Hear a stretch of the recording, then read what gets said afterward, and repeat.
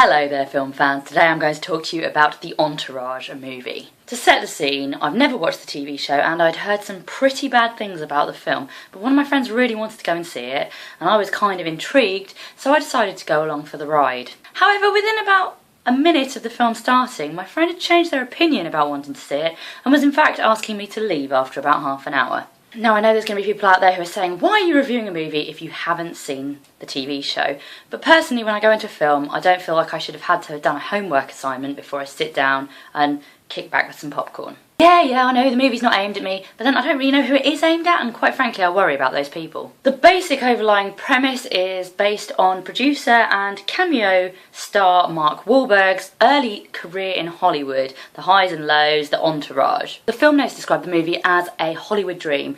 As someone who often dreams about living in Hollywood, I can say it's certainly not my Hollywood dream. It might be a 13-year-old male Hollywood dream, but it's certainly not mine. The movie opens with a masturbation joke and some topless women, and that is the tone for the entire film. So there's 4 or 5 lead characters, and I think the point is it's meant to represent different personalities within a group.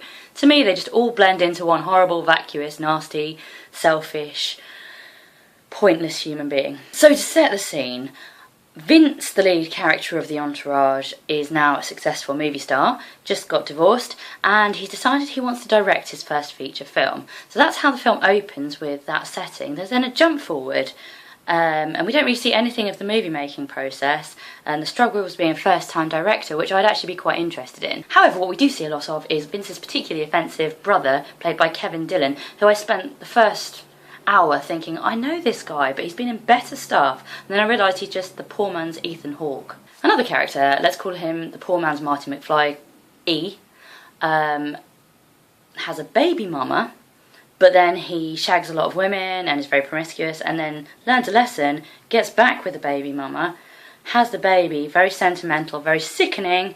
2 minutes later, back in the car with his mates, abandons them. I don't quite know what lesson he learned. From what I can work out, the fan favourite character is played by Piven. I just found him rude, abrasive, not particularly funny, didn't appeal. Probably my favourite character in the movie was portrayed by Haley Joel Osment. This isn't the first time that Adrian Grenier has been in a movie with Haley Joel Osment, as he has a cameo in the Steven Spielberg classic AI, in which he portrays a drooling youth in a van with a holographic stripper dancing on his penis. How times have changed.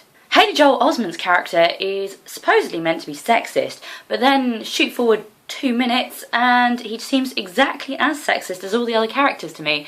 So I don't really see how he's the baddie and they're the goodies. Talking about celeb cameos, there are lots. Apparently this is a theme of the TV series, and it was just hilarious to see lots of celebrities pop up for a minute and say fuck a lot. For a comedy, I didn't find it very funny. There were lots of tone-deaf jokes. There's a sexist line about how the point of shagging an attractive woman is so that you can brag about it afterwards with your mates. How about a Karen Carpenter joke about anorexia? That'll be hilarious. Got a gay character? No worries, we've got that covered too. We can have a wedding with glass dildos as the centerpieces. However, perhaps the most offensive was a joke about the Colombian footballer who got strung up by his dick for scoring a home goal and then getting killed by the mafia. My sides are just splitting at that one. The movie is generally horribly sexist, from the opening scenes with the naked women.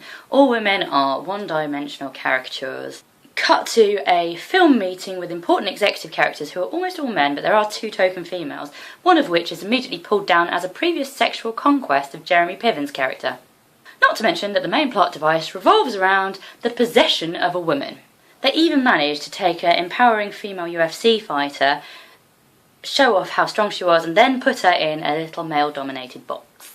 Overall, it's a massive circle jerk of a film. The thing it most reminds me of is, I don't know if you remember the Kim Kardashian app Hollywood, which basically revolved around the player starting off working in a shop and working their way up through Hollywood circles by going on dates and just having no talent and clicking ABC, and it was meant to be very glamorous, and I stopped playing after about a week because I was completely bored of it. But what did you think of Entourage the movie? Please subscribe and let me know in the comments.